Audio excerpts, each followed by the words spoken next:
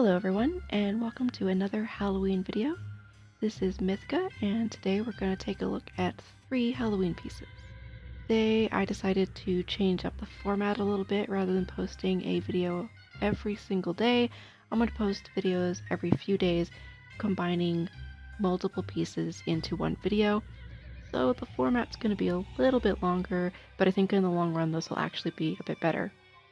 I couldn't really do voiceovers for the other videos because of time constraints, so this way I can at least do voiceovers and talk about the 3 pieces that I will be doing in each video.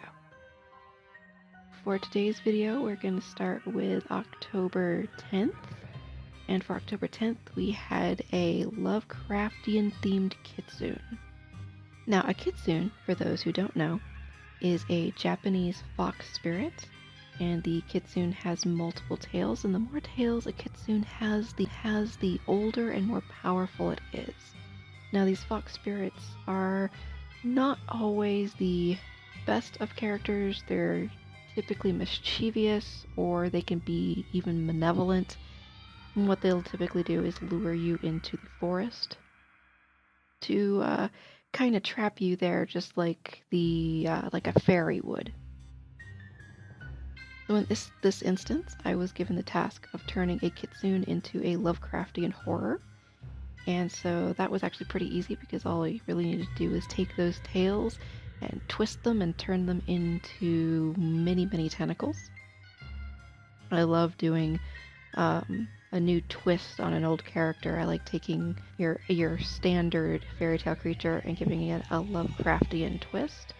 By adding extra teeth and eyes and mouths and lots of tentacles. Will have never actually sat down and read Lovecraft. I mean, I've watched some videos about the Lovecraft mythos, and I find that super fascinating, but I've never actually read any of the books, which is something someday I will try to rectify. I've even played a little Call of Cthulhu tabletop many, many years ago. Whenever I do Lovecraftian pieces like this, it typically takes me longer to do because they are more detailed, because there's a lot of stuff going on with the piece. They are a lot of fun to do though. Now with this particular piece, I wanted to do it in black and red because I thought those were very menacing colors. Now, one thing to keep in mind when doing anything in black is to never do it solid black. You're going to lose your line art. You're completely gonna wash out the piece.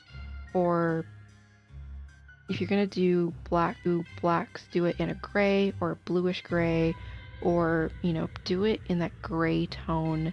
You can keep it dark and you can add dark accent pieces, but never do something solid black. Now it also goes with reds too. The reason you don't want to do oversaturated reds is if you're ever gonna take anything and do print, those reds are going to start getting kind of pixely and grainy whenever you print them.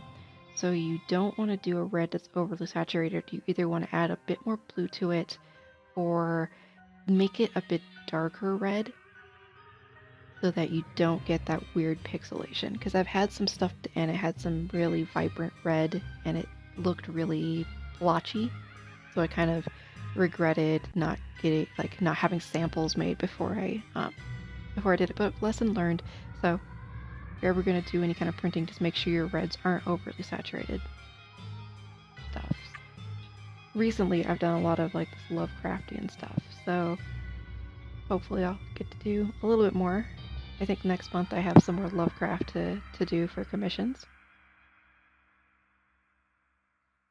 Some of you may be asking, well, what is all this that you're doing? I mean, like, why are you doing these creatures? Initially, what this kind of started out as at the beginning of the year is a monster field guide.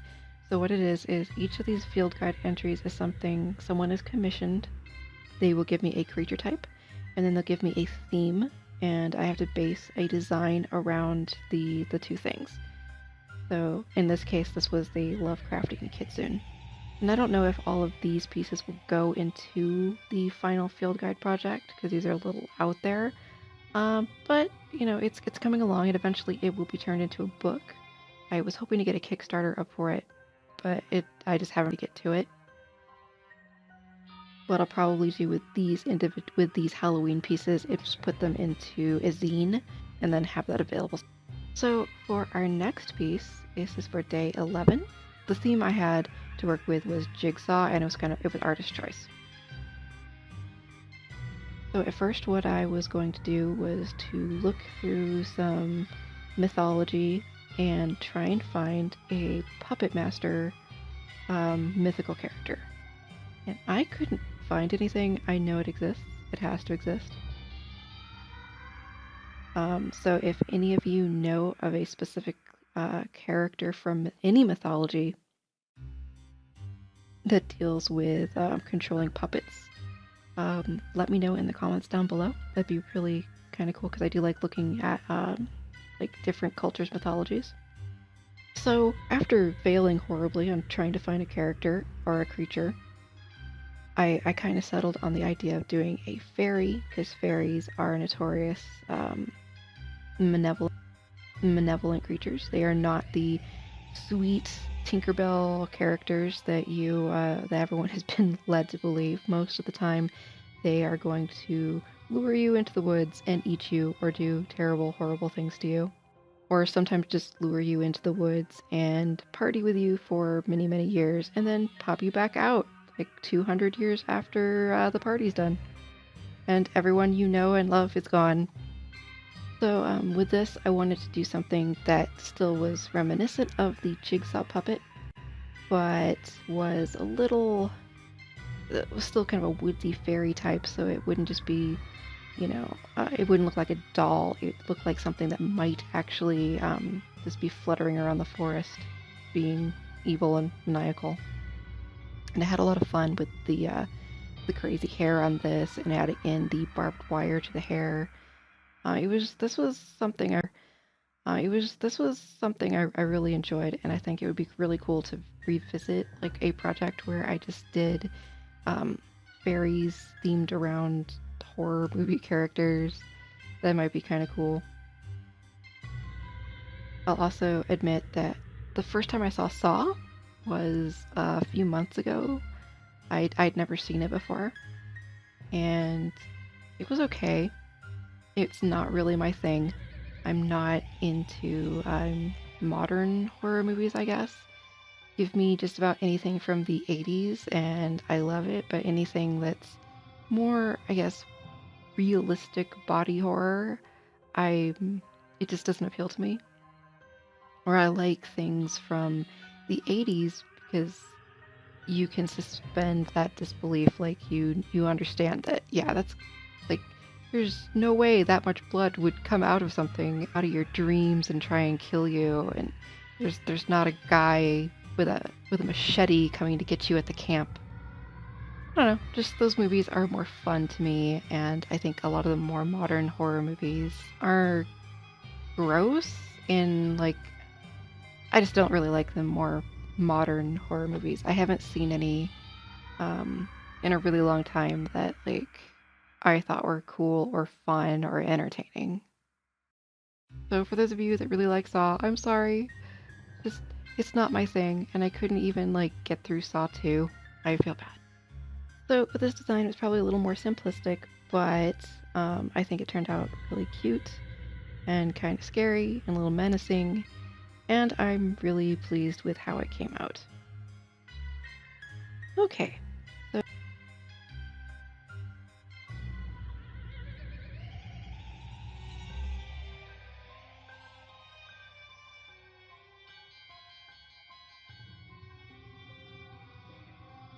So for October 12th, we have a Krugosaurus Rex. So we have a Freddy Krueger Tyrannosaurus Rex. And this was just a funny idea that popped into my head. I was just thinking of a big old T-Rex with its tiny, tiny little arms with a Freddy Krueger glove on it. And it just made me chuckle, and I thought it would be just kind of a fun design to try my hand at. I've never actually drawn a T-Rex, so this was again one of those designs that was completely from my head. So if it's not, anatomically correct to what an actual T-Rex looks like, it's It's not really meant to be. I know the head's probably like way too big on this. I thought it was fun. And I think like maybe a T-Rex is something that Freddy Krueger might turn into in someone's dream to like chase people down. I think he'd be down for that. So really digging doing the line art for this. I thought it was like pretty cool. And then as you'll see in like a bit, I started struggling because if you look at Freddy Krueger, he's got his head is all burned, and that's really all of the burns you see for the most part. And his costume is pretty basic, except, you know, he's got his claw and his striped sweater. But then here I'm doing a T-Rex, and essentially his entire body is covered in burns. So that's a lot of details to put into this, and I was finding when I initially started putting the burn details in, I was just doing them way too small. So it was just feeling really tedious, and I was really starting to regret it, and I was trying to figure out if like, are there shortcuts? Can I just like copy and paste some of these burns? And no, that just wasn't gonna work. So as I go along, like I'll actually erase big sections of like the scars that are on his body and redo them, because I just realized I was making them too small. So once I, you know, chunked them up a bit, they started actually looking better. So yeah, even every artist has an off day. But I did ultimately enjoy doing this. So a funny story about horror movies in general. Most kids probably don't start watching horror movies until like, you know, they're nearing their teenage years. My dad, on the other hand, was just like, here, watch a movie. And to rent a movie at the movie store, he just let me rent whatever. So 9 times out of 10, I'd rent a horror movie or something like Scanners or Troll or, you know, something like that. And I loved that stuff. And I guess the benefit too, like as a kid, I didn't have nightmares. So watching this stuff didn't cause me to get scared. In fact, the only time I ever remember kind of having a nightmare was when I was really little, and I had just moved in with my grandmother, and she had this like plush clown sitting in a chair next to my bed, and I just kind of remember being in this half sleep, half dream state, and waking up and seeing this clown's face next to my bed, and it scared the shit out of me, and that was the only time that I remember kind of having a nightmare, quote unquote.